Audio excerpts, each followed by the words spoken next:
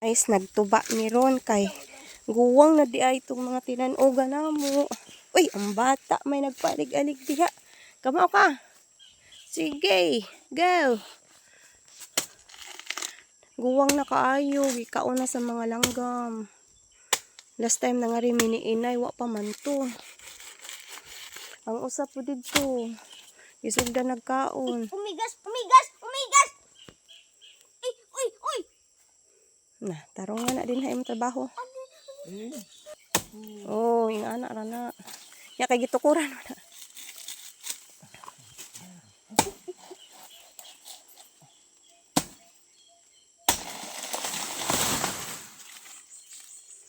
Na, gikaon na sa mga langgam. Dagko na ba kay dawin.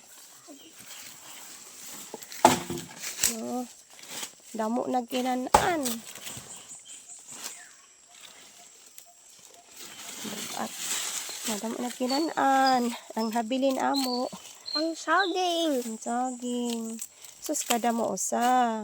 Duha. 3, 4, 5. 6, 7. Hindi lang kay napulo ang nakaon. Pero ila tong bahin. Ang kini, muna ni amo. Isag Napagisag. Walay anak.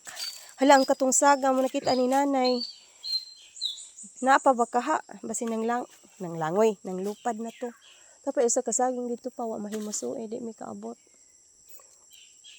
Taas na la kayong kuan. Yapa. May duha. Nag-enjoy na dahil sila kinananay. Yapa. Tindahan! Tindahan!